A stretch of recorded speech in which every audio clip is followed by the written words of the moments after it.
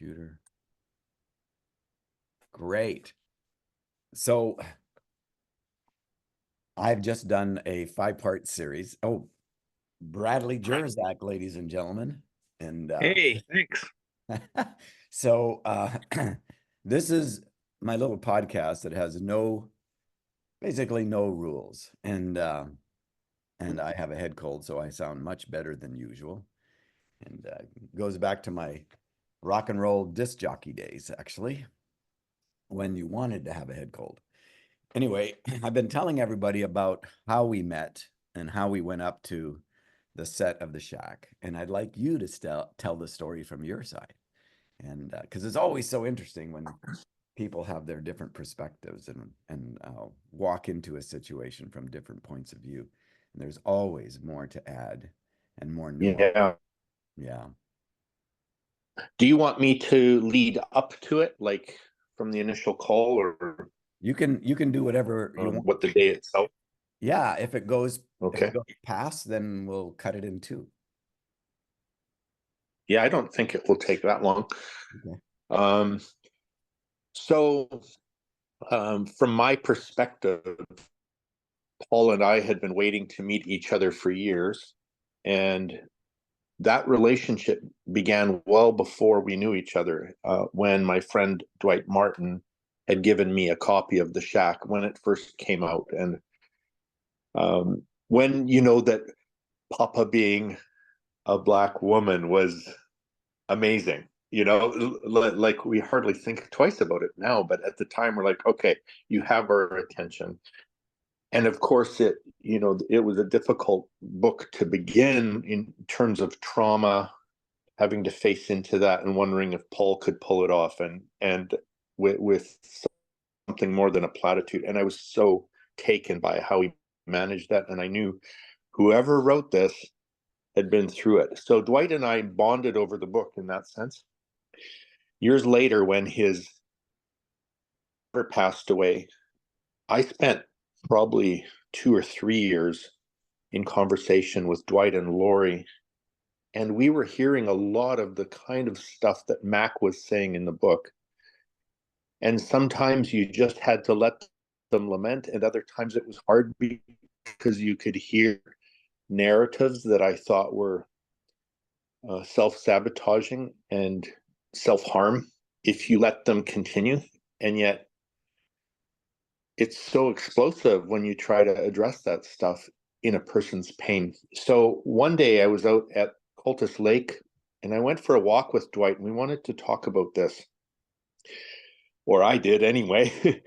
And I asked him, have you considered reading The Shack again, just to as a diagnostic tool for how you're doing in your progress around the death of your daughter? And he said, oh, I've tried. I can't get past the first chapter. And I thought, okay, well, there's no pressure to do that, but that is a way to see how you're doing. And if you can get through some of it, you might also find healing from it. So this was the nature of the conversation. And then as we're walking, we see a bright orange little sign that says Shack. And those signs indicate in British Columbia that it's a movie set. And this is a couple blocks from his house. And so I'm like, okay, this has to be the Shack movie. And so in that moment, I think I took a selfie of Dwight and I with the Shack sign in the background, and I sent it off to Paul.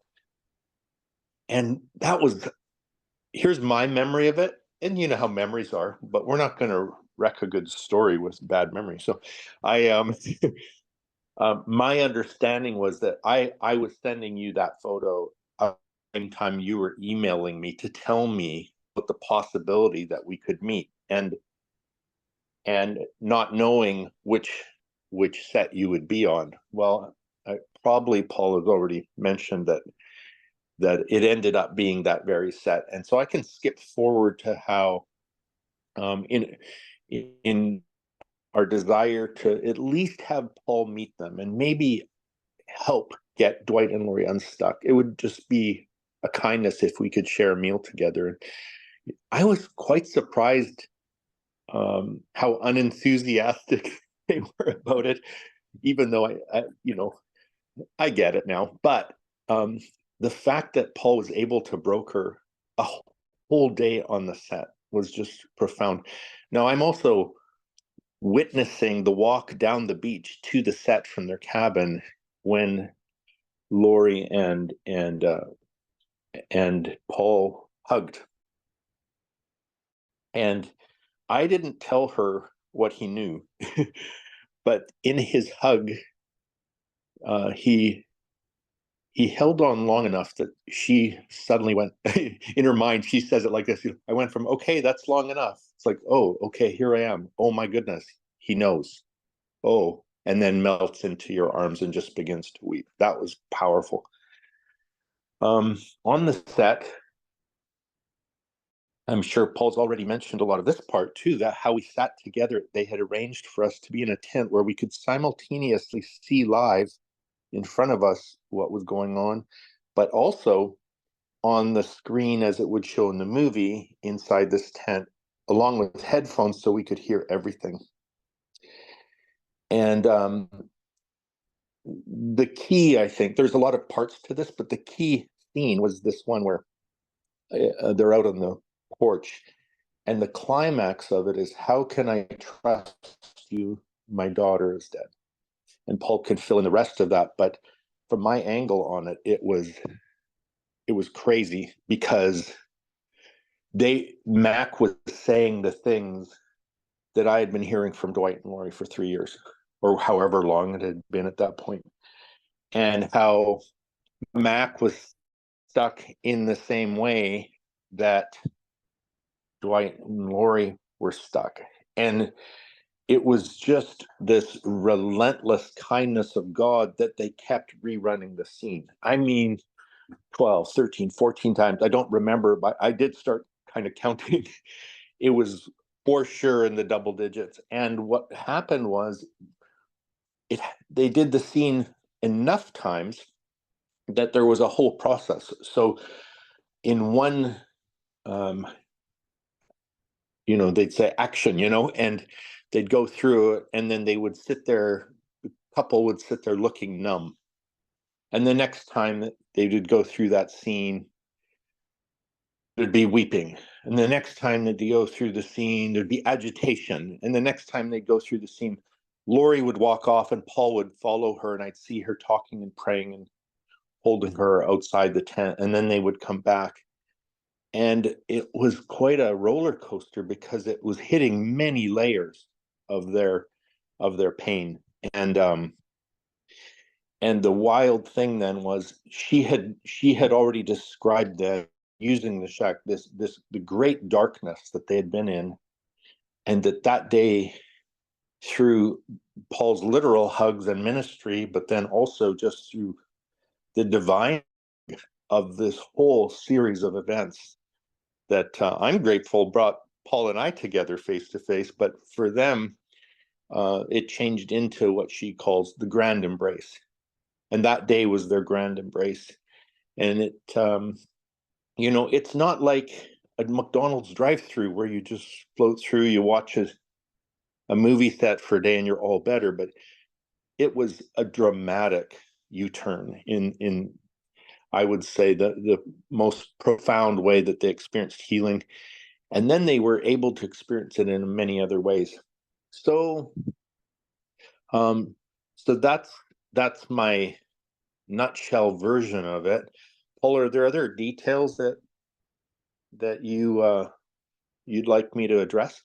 Do you remember why she even came? Because I know she was quite hesitant about coming onto the set, or coming to see me, actually, or what was going on. Yeah, I just think she had a little crack of willingness since you had made the invitation, and I think she might not have if she had thought you knew. So there was the aspect of, well, he doesn't know anything. It's just an invitation onto the movie set. And then my plan had just been like, that we'd go to the movie set, we'd just get to see some stuff for a few moments, like however long we could stay, and then go back for lunch. And the conversation didn't have to go anywhere. It was just be to meet you. So it wasn't high stakes when she made her decision to come over. I think it became that in the hug. Yeah. And then it became that in that we didn't just we didn't know. We thought maybe, well, we'll just pop onto the set and see the shack, what they've set up, and look at the movie crew and then go home. And suddenly you have us sitting there all day. So we got way more than we bargained for, and I think that was God's way of easing her into it. Yeah. Yeah. And out of it came this incredible gathering called the Grand Embrace. Yeah. And what was your experience of the Grand Embrace, the celebration that took place the next couple of years?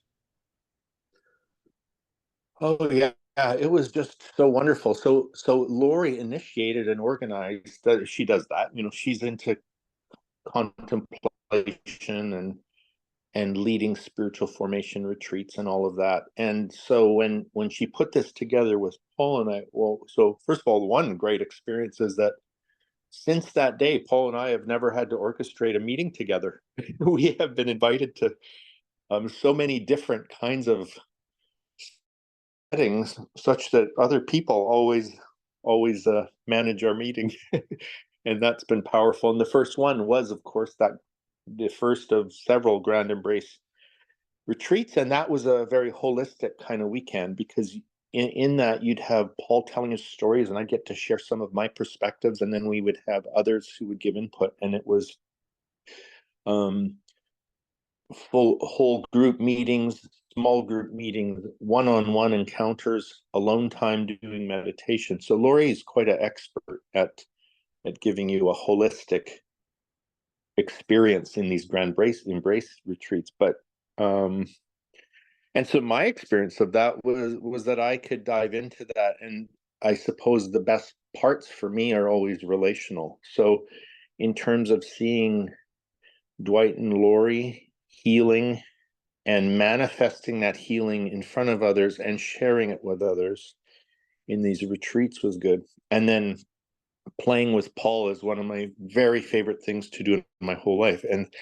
I really believe that meaning is found in play, and that when we can't play, we're actually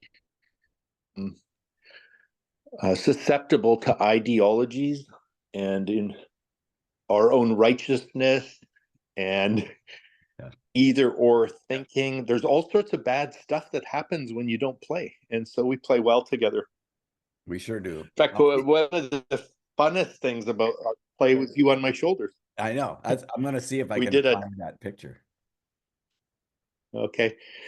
Yeah, and I just had this sense from Paul. You had mentioned some things about the little boy inside, and I thought I had an impulse when I got up to speak. I thought I'm pretty sure I could hold him on my shoulders. I still have the old man strength, and and and then what happened with that is, so Paul's on my shoulders, and then he puts his arms out, and then we realize that there's a huge stained glass window behind us, and the sun is shining through from behind, and on the floor you can see all the colors of the stained glass like a rainbow, and then in it the silhouette of a cross, because Paul's up on my shoulders with his arms out. And suddenly I'm trying to tell people important stuff, but they're all running to the front to take photos.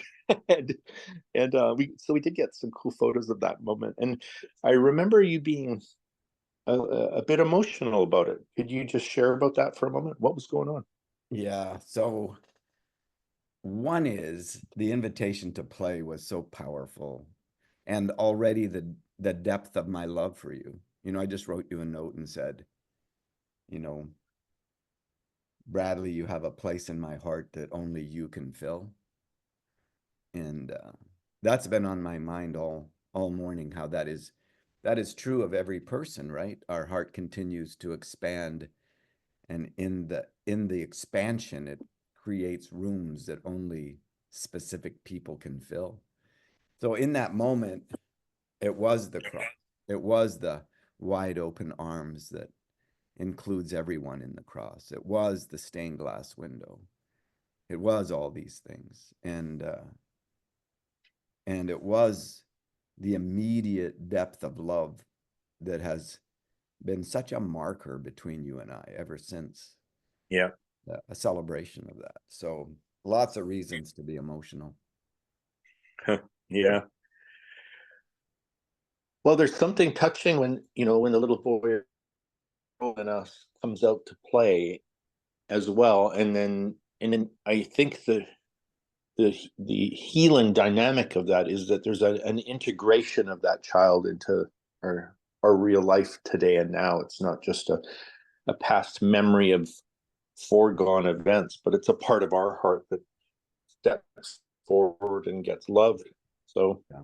it's And it's integrative. necessary, Yeah. absolutely necessary that the Yeah. child in us, and that's why I in part, wrote the 5-year-old Missy into the storyline, is Yeah. there has to be a reintegration. What a great weekend that was. What, you know, none of us could have ever imagined or planned or presumed on any of that. It was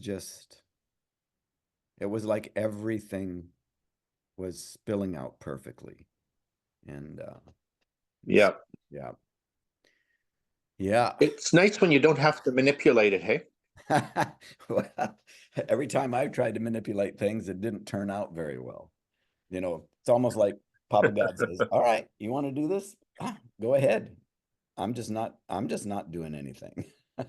So, but I'll watch. I'll stay with you. I'll be with you. And yeah, it's amazing. Well, Bradley, I love you with all my heart. And we're gonna at different points in this podcast, I'll bring you in.